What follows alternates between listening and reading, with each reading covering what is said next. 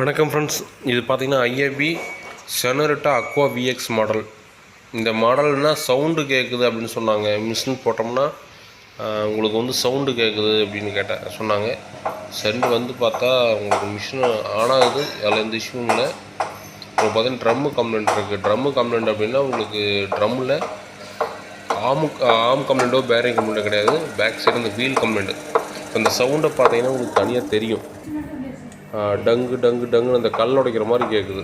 அது என்னென்னா உங்களுக்கு பின்னாடி இந்த வீல் தான் கம்ப்ளைண்ட். அது இப்போ தான் வந்து ஒரு 2 மாதத்துக்கு முன்னாடி தான் வேலை செஞ்சுட்டு போனாங்க அப்படின்னு சொன்னாங்க. இப்போ சவுண்டு மட்டும் உங்களுக்கு தனியாகவே கேட்கும்.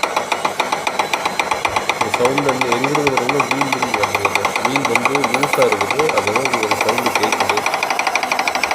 அதுலேயும் பார்த்தீங்கன்னா இந்த ஐஏபிக்கு வர அந்த வீல் நட்டு கிடையாது. இது வந்து 13 நட்டு சாதாரண நட்டு வாங்கி ஒரு வாசர் வச்சு போட்டிருக்காங்க. இது வந்து லூஸ் ஆகும். அந்த நட்டு பார்த்திங்கன்னா லென்த்தாக இருக்கும், அது லூஸ் ஆகாது. இது லூஸ் ஆகும் கண்டிப்பாக. அந்த வாசர் வந்து உங்களுக்கு பார்த்திங்கன்னா பெண்ட் ஆயிரும், அதனால் உங்களுக்கு லூஸ் ஆகும். அந்த நட்டு லூஸ் ஆகிறதுனால என்ன ஆகுனா வீல் வந்து அலுமினியம் வீலு.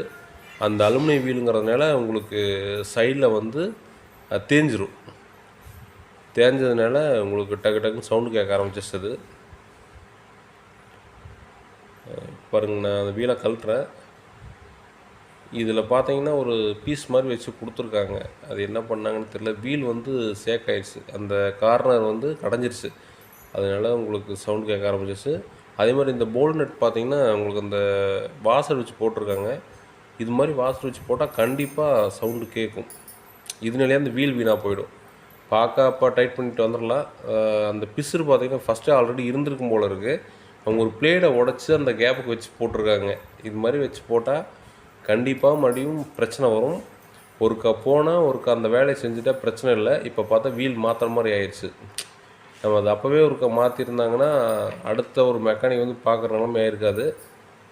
இப்போ அவங்க முதல்ல மாற்றவங்களுக்கு ஒரு கெட்ட பேர் தான். இது மாதிரி ஒரு நட்டு தான் போடணும். இது லென்த்தாக இருக்கும்.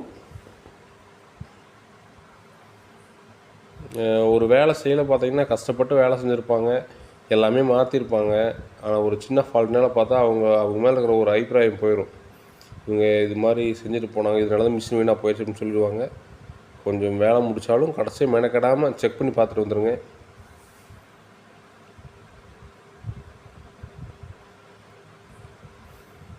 இது ஃபுல்லாக டைட் வச்சுட்டு அதுக்கப்புறமா போட்டு ஆன் பண்ணி பார்க்கலாம்.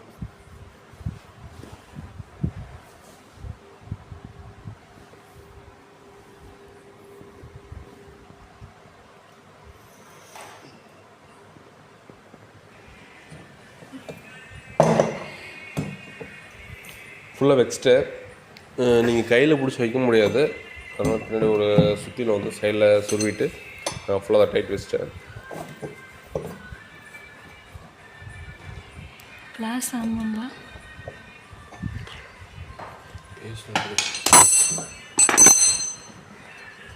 இப்போ அந்த ஷேக் இல்லை, உங்களுக்கு அந்த வீல் ஷேக் இருந்தால் தான் அந்த சவுண்டு கேட்டுச்சு. இப்போ பெல்ட்டை மாட்டி ஆன் பண்ணி பார்க்கலாம்.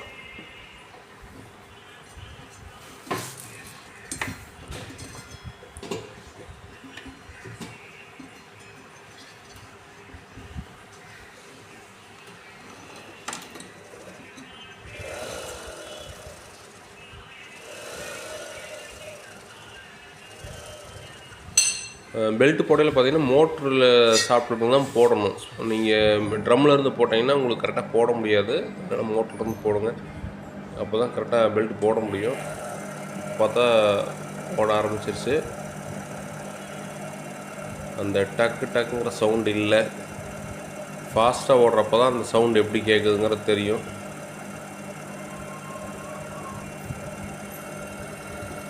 இப்போ நம்ம மிஷினை வந்து ஆன் பண்ணோடனே ஒரு வீல் வந்து ஒரு சுற்றிட்டு அடுத்து சுற்றுறப்போ உங்களுக்கு அந்த சவுண்டு கேட்டுச்சு.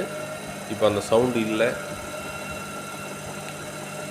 நீட்டாக ஓடுது, எந்த கம்ப்ளைண்ட்டும் கிடையாது. ஸ்பின் நல்லா ஃபாஸ்ட்டாக ஓடுது, அந்த இஷ்யூ இல்லை. இப்போ பார்த்திங்கன்னா டைமிங் குறைய ஆரம்பிச்சிருச்சு. ஓகே ஃப்ரெண்ட்ஸ், நம்ம அடுத்த வீடியோவில் வேறு ஒரு கம்ப்ளைண்ட்டை பார்க்கலாம்.